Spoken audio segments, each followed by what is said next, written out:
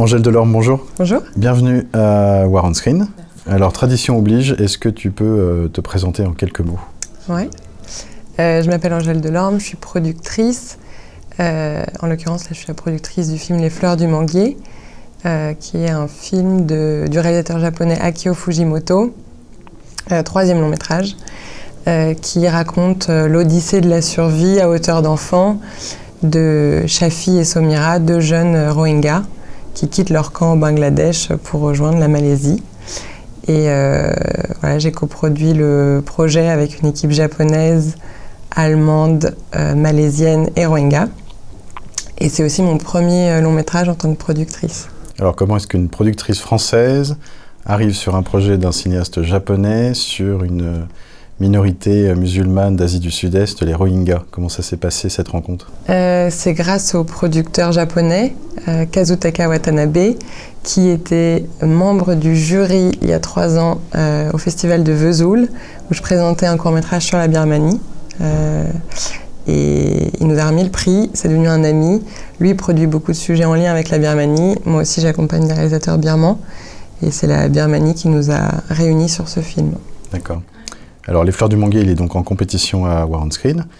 Est-ce que tu peux nous dire quelques mots sur cette communauté dont parle le film à travers ces deux enfants qui vont faire ce voyage, une communauté dont on ne parle pas beaucoup, dont on sait qu'elle est maltraitée, martyrisée dans cette région du monde, mais est-ce que tu peux nous en dire un petit peu plus? Alors, les Rohingyas, c'est une ethnie minoritaire qui vient de l'état d'Arakan, en Birmanie, et qui, depuis des décennies, subit des persécutions, qui a été déchu de sa nationalité dans les années 80, ce qui a entraîné particulièrement depuis 2012 un exode massif de la population, avec une crise qui a été très médiatisée à l'international en 2016-2017. Et plus d'1 million de Rohingyas quittent la Birmanie pour rejoindre le Bangladesh. Ils se retrouvent dans des camps, les camps de Cox's Bazar dont on a entendu parler. Et en fait, une fois arrivés au Bangladesh, cette population qui vit dans une énorme précarité, toujours aussi persécutée, va aussi essayer parfois de fuir vers des pays voisins comme la Malaisie, l'Indonésie. Et nous, ce film, il raconte ce voyage-là, qui est celui entre le Bangladesh et la Malaisie, qu'entreprennent des centaines de milliers de Rohingyas, et qui est un voyage très dangereux par la Thaïlande, par la mer, et dans lequel beaucoup de personnes périssent. Et alors, Akio Fujimoto, donc le réalisateur du film, il a choisi de traiter cette histoire, de raconter cette histoire d'enfants et de voyage à travers la fiction. Mais est-ce qu'on peut considérer que c'est une fiction très documentée, dans le sens où je crois qu'Akio Fujimoto connaissait déjà cette communauté, il avait déjà travaillé avant, que vous nous racontez le rapport qu'il a avec cette communauté, lui, avant, et puis pourquoi la fiction Akio travaille sur des sujets en lien avec la Birmanie depuis plus de 10 ans. Son premier film, Passage of Life, racontait l'histoire de 2 enfants birmans réfugiés au Japon.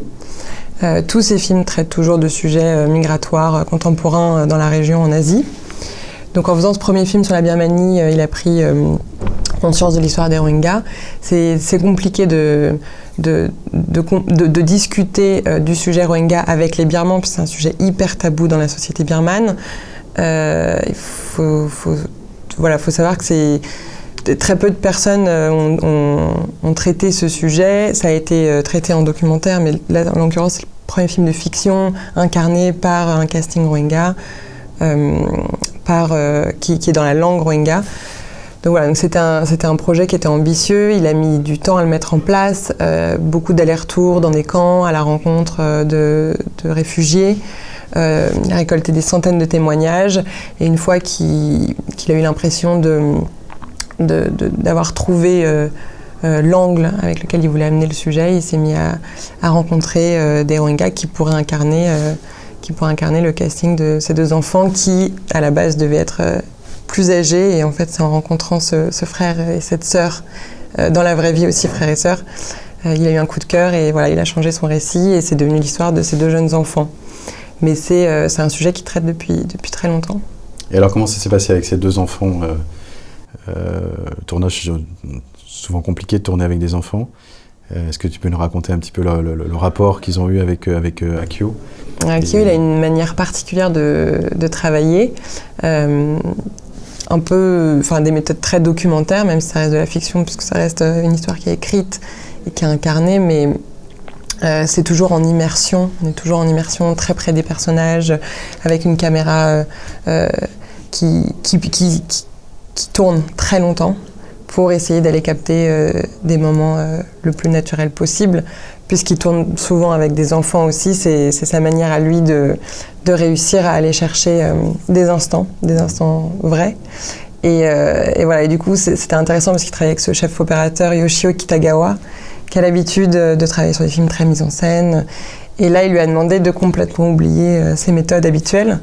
Et voilà, ils ont fait tourner cette caméra avec toujours la capacité de tourner à 360 degrés, donc il fallait que l'équipe soit toujours apte à se déplacer, à bouger très rapidement, parce que c'est les enfants qui dirigeaient. Il n'y avait pas de dialogue écrit sur le scénario, donc beaucoup d'improvisation. Et encadré par une équipe d'associations responsables qui travaillent dans les centres éducatifs avec des enfants Rohingyas. Donc on a un coproducteur Rohingya, on a un coproducteur Rohingya sur le film qui a joué un rôle hyper important. C'est lui qui faisait vraiment ce lien avec les enfants. Akio ne parle pas Rohingya, les enfants ne parlaient ni japonais ni anglais. Et du coup, c'est ce coproducteur qui nous a vraiment appuyé et qui nous a aidé à accompagner les enfants au mieux. Et alors c'est donc l'histoire d'un exil, puisque ces enfants quittent le Bangladesh pour aller en Malaisie. Il y a beaucoup de déplacements importants sur terre, sur mer. Comment est-ce que le tournage s'est passé? Parce qu'on imagine qu'ils n'ont pas fait le vrai voyage pour ce tournage. Est-ce que tu peux nous raconter un petit peu le contexte Ça a été difficile? C'est un tournage difficile parce que déjà c'est une équipe qui parle plein de langues différentes. Il y a une équipe malaisienne, une équipe japonaise, il y a le casting Rohingya, c'est 200 Rohingyas qui n'ont jamais tourné dans un film. Donc voilà, il y a toutes ces différentes nationalités qui se retrouvent. Après, il faut tourner en mer, sur des bateaux. Donc on a tout tourné en Malaisie, évidemment, rien n'a été tourné dans les camps au Bangladesh. Et c'est un tournage qui a été tourné dans l'ordre chronologique, puisque les enfants n'avaient pas de scénario. Les enfants sont nés en Malaisie, donc ils n'ont pas vécu vraiment cette traversée.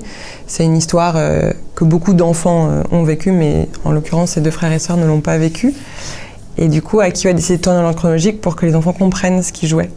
Et en fait, ça se ressent presque en voyant le film. On sent au début que les enfants, on les sent toujours complices, sûrement parce qu'ils sont vraiment frères et sœurs dans la vraie vie, donc voilà, cette complicité naturelle.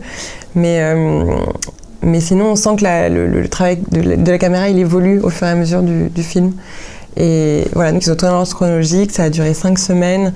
C'était compliqué, c'est dans la jungle, des tournages de nuit, mais une toute petite équipe hyper bienveillante et voilà, et ça a super bien marché. Et ça produit un film très doux, plein d'humanité. Très doux, ouais, plein de bienveillance, plein de poésie. Tout à fait. Avec une équipe française à la post-production, puisqu'on a fini le film en France grâce au soutien de l'Aide au cinéma du monde, qui nous a permis de réunir une équipe tout aussi bienveillante et douce, avec qui travaille à distance dans toujours plus de langues. Et voilà, on a réussi à le finir. Et est-ce que les personnages du film et les deux enfants notamment ont vu le film? Ouais, on a organisé une projection en Malaisie pendant Venise, parce qu'on présentait le film à Venise dans la section Horizonti. Et le soir, qui a été primé, qui a reçu le prix du jury. Et le soir de la première à Venise, on avait organisé une première en Malaisie avec un petit tapis rouge et les enfants qui s'étaient habillés et qui ont découvert le film pour la première fois. Et ils ont réagi comment? Ils étaient très émus, évidemment. Ils étaient très touchés. Après, Shafi, il a 5 ans, donc c'est difficile de savoir ce qu'un enfant de 5 ans perçoit et comprend vraiment, parce qu'il se voit pour la première fois à l'écran. Mais c'était très touchant. Il y avait toute l'équipe qui était avec eux, donc ils ont réussi à avoir une projection d'équipe. Et on veut continuer à montrer le film. On prévoit de le montrer dans des camps aussi au Bangladesh, pour que les Rohingyas découvrent et se rendent compte qu'un film peut raconter leur histoire dans leur langue, et que c'est un film qui va être diffusé dans le monde, et voilà, ils doivent y avoir accès aussi. Alors j'ai encore 2-3 petites questions pour terminer. Déjà, toi, en tant que productrice, et c'est ta première expérience long métrage. Est-ce que ça a changé quelque chose déjà toi dans ton regard sur cette communauté et puis en tant que productrice sur la fabrique d'un film compliqué? Qu'est-ce que ça a changé, ce tournage?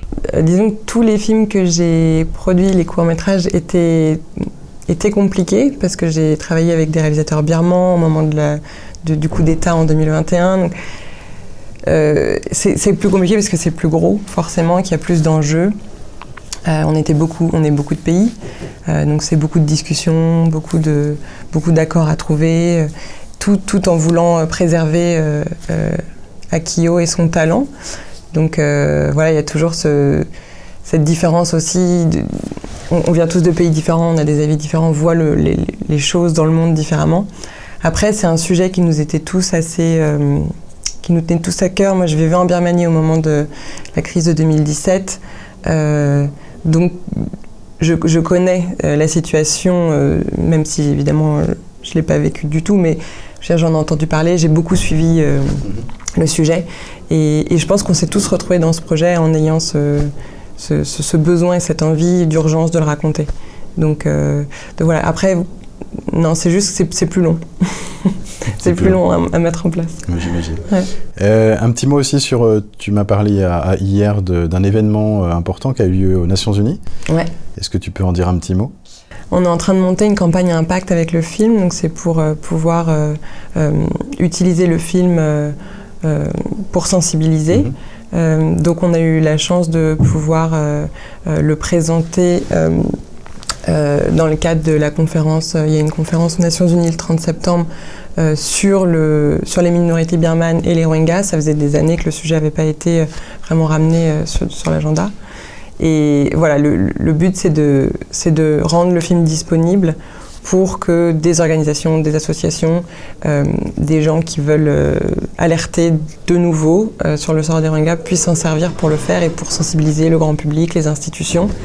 Donc voilà, on est en train de progressivement, en parallèle de la distribution, puisque le film sortira en salle le 25 mars grâce à Arizona en France, et il sortira au Japon, mais on essaye de le diffuser sur d'autres canaux de distribution. Voilà. Et le présenter aux jeunes aussi dans les universités, d'alerter. Et c'est ça qui est bien, et Bénédicte Thomas d'Arizona qui accompagne le film avec toi ici à Châlons. Et puis le fait que ce soit une fiction aussi, sans doute, rend le film et le sujet plus accessible à un public plus large, sans doute. La preuve, c'est qu'il est en compétition ici, il a été à Venise. Peut-être que s'il avait été traité sous la forme documentaire, il aurait eu peut-être moins de fenêtres disponibles, si je puis dire, pour trouver son public. Du coup, nous, on est ravis de l'avoir ici. Alors, j'ai une dernière question. En tant que productrice avec un film comme celui-ci, qu'est-ce que ça te fait de le présenter dans un festival dont la thématique est la question des conflits, des tragédies? Est-ce que ça a une teneur particulière? Je pense qu'on a fait ce film pour qu'il soit présenté dans ce genre de festival à la base. Quand Akio a appris qu'on le présentait à War on Screen, il était vraiment très heureux. Et sa première réponse a été de me dire « c'est exactement là que je veux qu'on monte le film ». Parce que c'est un film qui n'est pas un film sur la guerre, c'est un film qui est sur l'impact que peut avoir la guerre sur des vies, sur des populations. Et en fait, ça attire forcément un public qui s'intéresse à ce genre de sujet. Et voilà, le but c'est que le film soit diffusé le plus possible.